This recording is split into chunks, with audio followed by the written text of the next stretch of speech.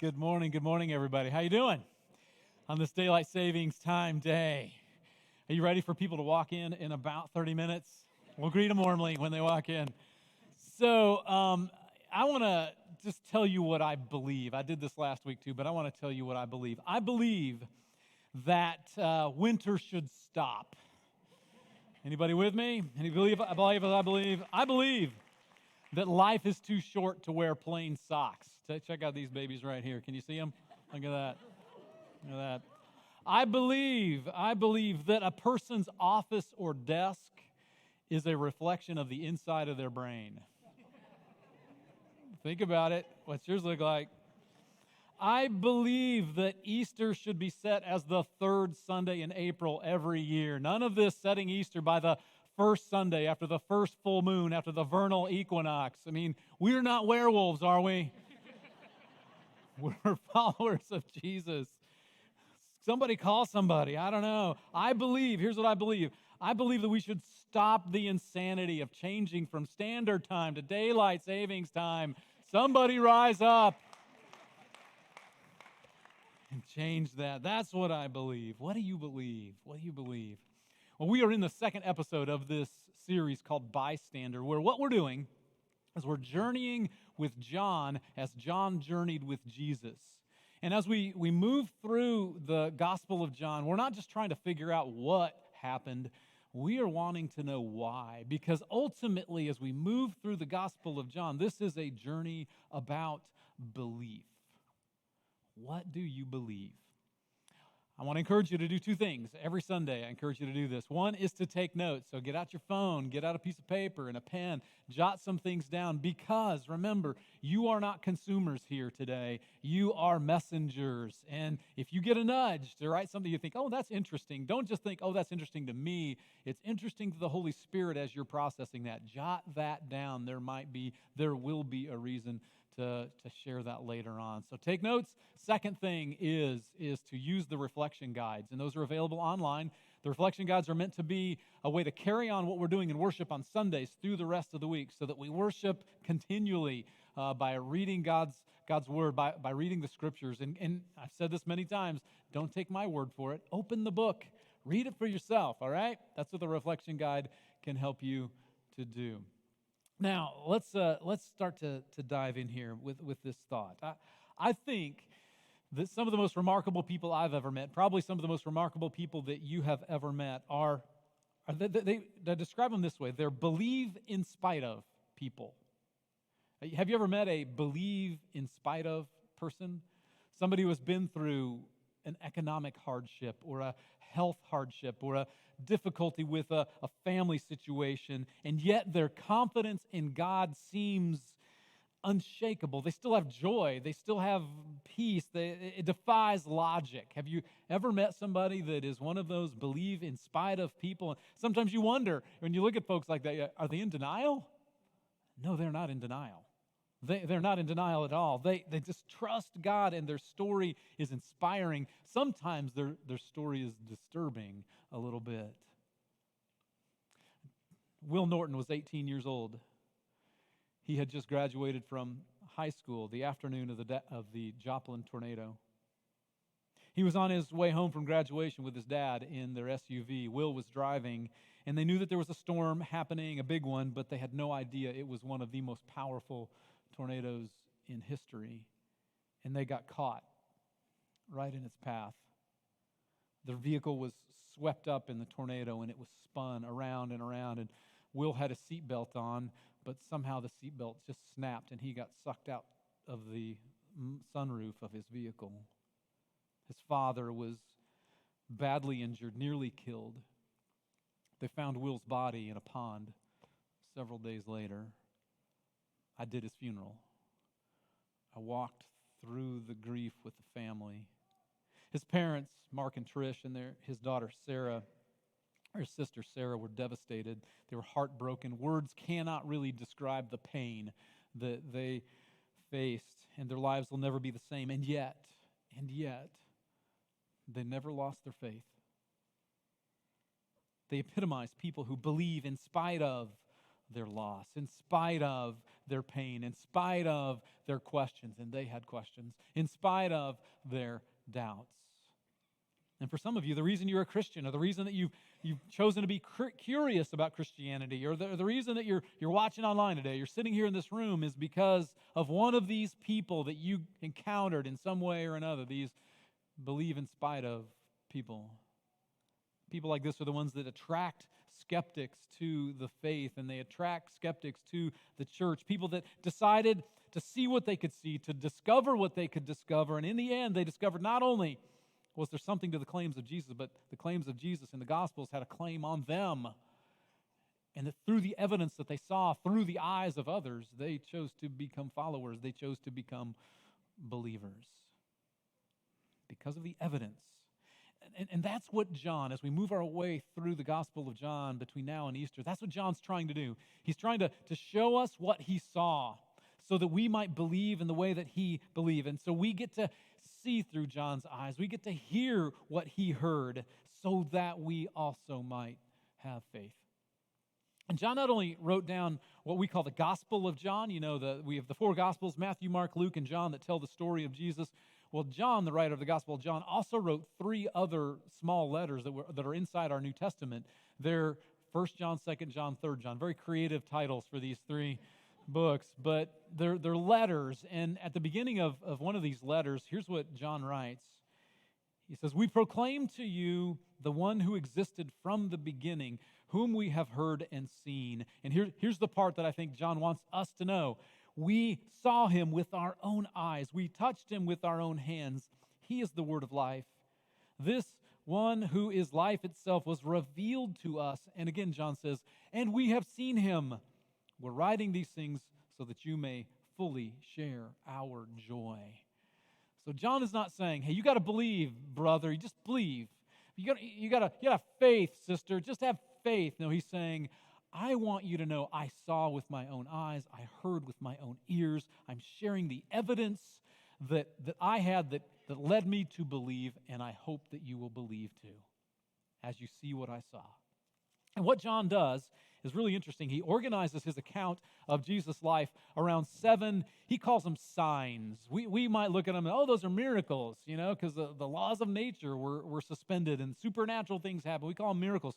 John says, no. Don't just look at them as an event that happened. Look at them as, he calls them signs that point to the identity of Jesus. 7 signs. And that's what we're working our way through as we move toward Easter. And last week, we looked at the very first sign, which was Jesus turning water into wine. It's he's at a wedding, and Jesus' mom comes up to him and says, the wine has run out. And Jesus is like, I came here to save the world, not weddings. And his mom kind of chuckles and walks off and says, do what he tells you to do. And Jesus fixes the wedding. He saves the wedding. Because remember, wine was a symbol of joy. And to have joy run out, to have wine run out at your wedding was like having all the joy run out of your marriage even before you got started. It was like a curse on the wedding. And Jesus says, all right, we can fix this. And today, we're looking at a different sign. It's the healing of a nobleman's son. And here's the context a little bit about what we're talking about. So Jesus was in Cana of Galilee. That's where he turned water into wine. That's where the wedding was. Then he and his disciples go down to Jerusalem, and they do some things there which are really, really fascinating. But that's for a different series at a different time. But they come back to the area of Cana, and here's what happens.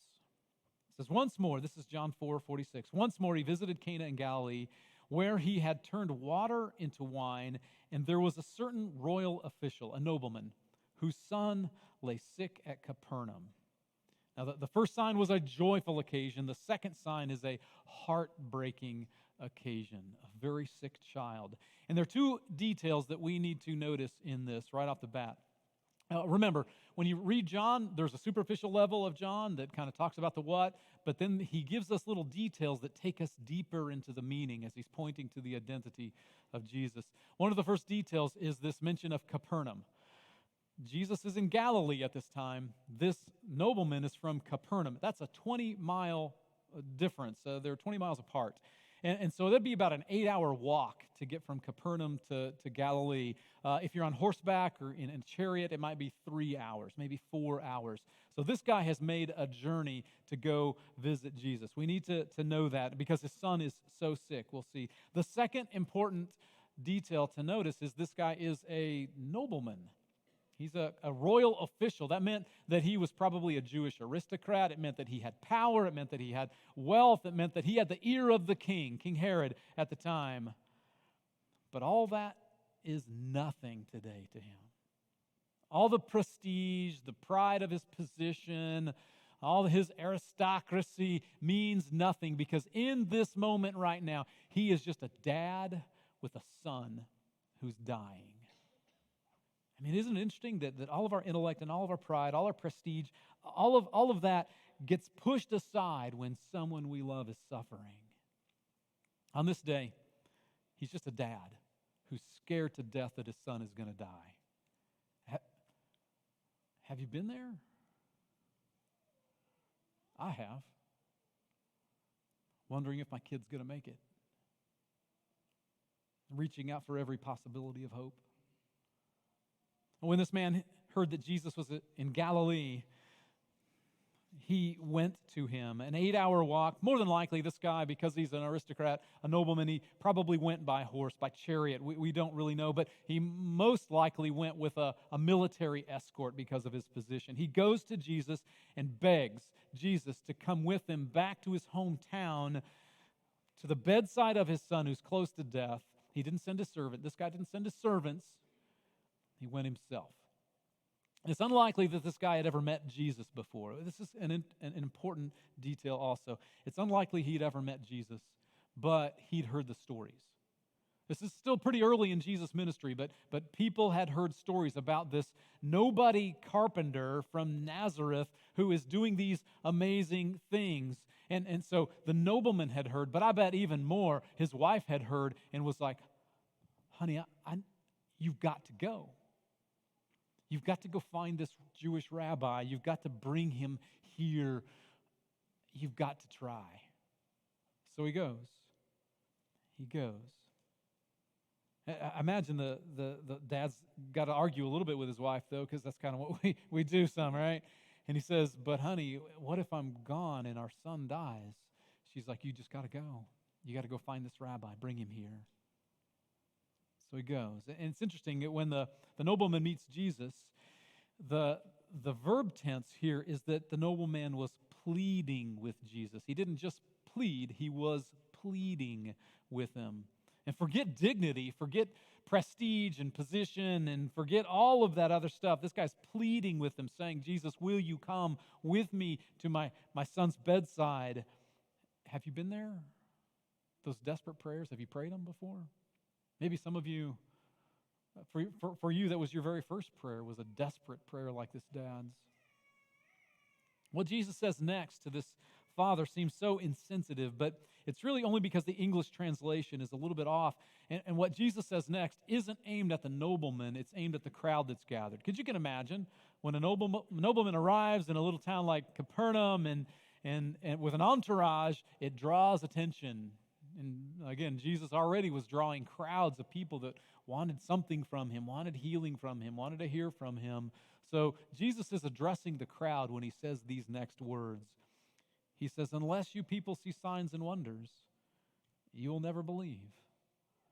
It may sound a little bit insensitive, but it's not. He's basically just saying what's true. Jesus is stating, there's no way you're going to believe me unless I do something that convinces you, because just like today, back then, seeing is believing, isn't it? Seeing is believing. He's like, I'm not expecting anybody to have faith in faith. Jesus is like, I'm not expecting anybody to just have faith in a preacher. I want you to believe because you have seen. And then I think at this point, this next line in the story, the nobleman is leaning into Jesus and whispering to him, and he says, Lord, please come now before my little boy dies.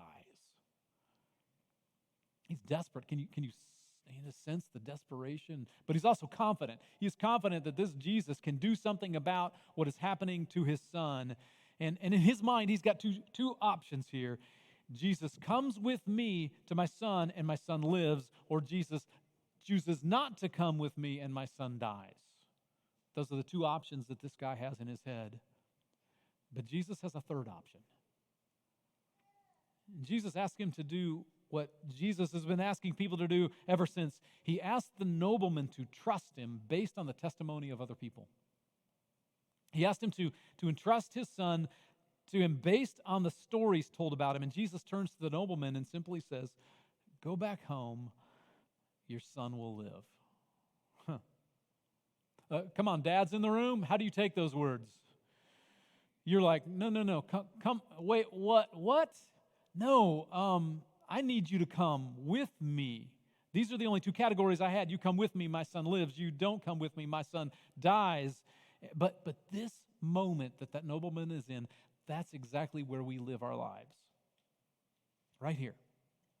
I mean, that's where we live our lives. This is so brilliant that Jesus is painting a picture and laying a path for men and women that they're going to walk on for 2,000 years. We're asked to take Jesus at his word based on the word of other people.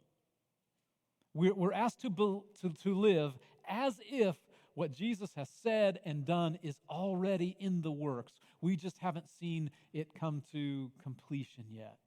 We live as if it's already happening to us, through us, for us.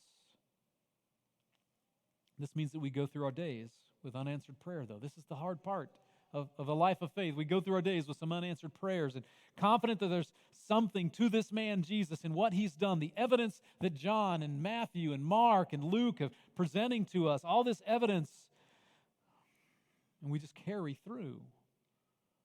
We carry on through unanswered prayers and burdens that don't get any lighter and sickness that won't be healed and financial situations that won't turn around and kids who don't seem to change.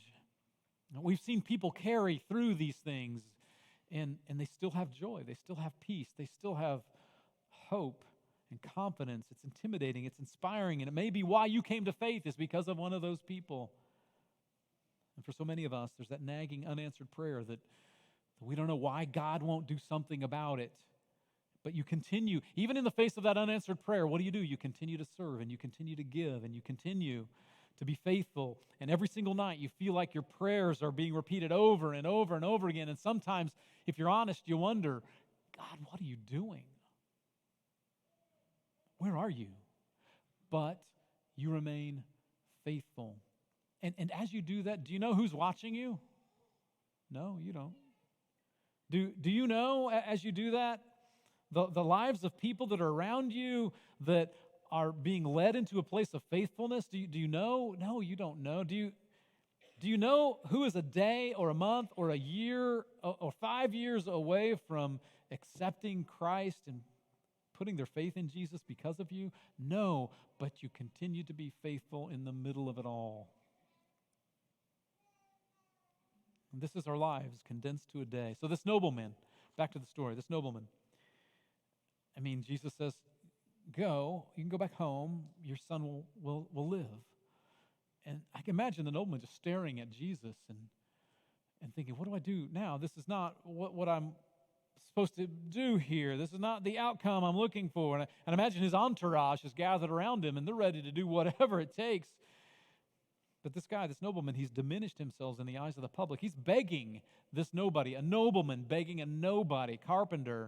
And he's not getting what he came for. He's not getting who he came for. I think he just exhales and he makes a decision that people have been making for 2,000 years. He decided to believe Jesus and to live as if what Jesus said was true, even though there was no evidence yet. The text continues. It says this: the man believed what Jesus said and started home.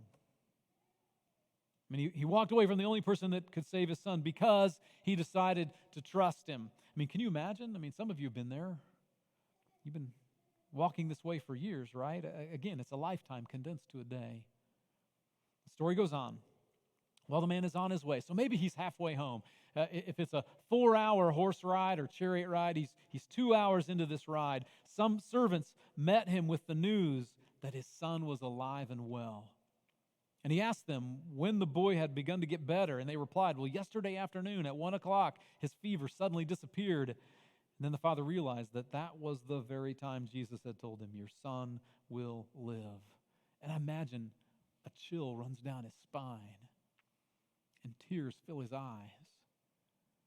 And even though he was heading to Capernaum, I think he probably stops and turns around and looks back toward Cana, and something changes inside him. And I think at that point, too, he's no longer sticking with his entourage and the group that he went there with, his soldiers. I bet he takes the fastest horse in the group and he rides home as fast as he can. And when he gets there, there's his wife. She's standing there, and she says, honey, something miraculous has happened. But she notices that he doesn't look surprised, and then she looks around and sees that he doesn't have the rabbi. Where's the rabbi? Weren't you going to bring the rabbi with you? And he tells his wife the story. And so as a result, the story ends with this. He and his whole household believed. This was the second sign Jesus performed after coming from Judea to Galilee. Well, of course they believed, right? We're sitting here listening to the story. Of course they believed, because seeing is believing, right? Even when you have to wait to see it. In the in-between time, we live as if the promises are true, as if we already know the outcome, as if Jesus is present and at work even when we don't see. So here's another little thing. And this is hard. This is hard for us to get our brains around. And all right, how do we live in faith when we cannot see? Jesus knew this would be difficult for us. John knew this would be difficult for us. So at the very end of the Gospel of John, this is after Jesus has been crucified and come back from the dead, and he's gathered with his disciples. He's talking to them. So do you think they believe in him at that point? Because they've seen it all. They believe. Even doubting Thomas is there. And does doubting Thomas believe now? Because seeing is believing. But look at what Jesus says to them. He says, this is John 20:29, because you have seen me, he's talking to his disciples, because you have seen me, you have believed. And then he's talking about us. Blessed are those who have not seen and yet have believed. But remember, John doesn't want us just to believe for belief's sake. He doesn't want us to have faith just for faith's sake. He wants us to believe that we might have life, and that in having life, we might go out into the world and change the world, to be the living presence of Jesus for our world. And let me tell you, as I've been a part of Woods Chapel, there's some amazing, crazy things that Woods Chapel is doing to make the presence of Christ known out there. So this last week, on Wednesday through Saturday, we put on the Prom Boutique. Have y'all heard of the Prom Boutique around here? It's a pretty amazing thing. And people have been telling me about it since we got here in July, and I could never have imagined what it was like in reality. So this was our 17th year to put on the Prom Boutique. And here's how it works. So that over the course of the year, we collect prom dresses. Now, some of them are new. Not many of them are new. A few of them are. But most of them have been worn, but they're in great shape. And so we collect them. And then right before the prom season, we give them away to girls who might not be able to afford them in any other way. And they come from all over the Kansas City area and beyond the Kansas City area. And along with the dresses, we give away all the gear. Gear is not the right word. What is the right word I'm looking for? Gear. Accessories, right? The shoes, and we give them shoes and jewelry, purses, tuxes. We give tuxes away to the guys too. And this year we had collected 2,500 dresses, and we gave away 1,125 dresses Wednesday, Thursday, Friday, Saturday. Is that not amazing? Yeah. And the flow, here's what I saw. I came up to kind of just watch and see and observe and talk to some of our volunteers. The flow of people, the joy, the number of volunteers. There were 250 of you who served over the last several weeks to get this all ready. It was truly incredible, overwhelming to see. And by the way, in events like this, what we're trying to do is not only just offer something kind to someone, but build a connection. Kindness is great. Connection is better. And so what we're trying to do is stay in touch with those 1,125 girls that came and got dresses so that we can maybe connect them to Jesus, because that's our mission, right? Connecting people to Jesus by providing opportunities to connect, grow, serve, and go. 250 of you helped that happen. And one of you wrote me an email, one of the volunteers, and she said, I asked her, can I use this email and share it? She's like, share it, but don't use my name. And so I want to just read this to you. She writes, good morning. I want to share my experience from yesterday. This was Wednesday. I volunteered at the Prom Boutique for the first time. My job was a rover, which is restocking dresses from the dressing rooms back on the racks by size. And she says, I managed to walk 4 miles last night, according to my watch. And she says, the most important thing ever happened. I encountered many women who would stop me and tell me what an awesome outreach this was to the community. She said, I had at least 4 grandmas who probably related to me because, yes, I look like a grandma, she said. And they asked me specific questions about the church, what it was like, what did I like about it, what opportunities does it have, how do they sign up to volunteer for the Prom Boutique next year. She writes, during those encounters, I made the choice to pause my dress duty and sit down with them and share my journey with Woods Chapel. And with one gal, I got to share my personal relationship with Jesus. I really felt like I was doing outreach for the first time. And it just led me to think about your sermons and how you always say that we're not just consumers, we're spreaders of the word. Plus, I witnessed all the joy of the young gals choosing dresses and feeling beautiful. Overall, many lives were touched. And that was just day one. Seeing is believing, isn't it? I mean, how many lives were reached? How many seeds were planted? How many people wondered about a church that would do something so radically generous, and why? The nobleman's family believed because of what they saw in a little boy healed. How many might believe because they saw the compassion of Jesus lived out through a church and a dress and some shoes and a whole bunch of love? Remember, John's not just telling us what happened. He's telling us why. He's like, I saw this happen, and it changed me, and I'm writing this down as an old man. John is 90 years old, give or take, when he's writing this down. I'm writing this down as an old man so that maybe you might see what I saw and believe like I believe, and that in believing, you might change the world. Now, I don't know, maybe you're not believing yet. Maybe it's all still, I don't know, for you. But if that's you, I just got to tell you, it's okay, because we've got 5 more signs after this one. 5 more chances to say, who is this Jesus? What did he try to accomplish? Why did he come? What was the nature of his heart? And why would God do this? We've got 5 more signs that answer all those questions. And for today, that's the good news. In the name of the Father, and of the Son, and of the Holy Spirit. Amen. Let's pray together.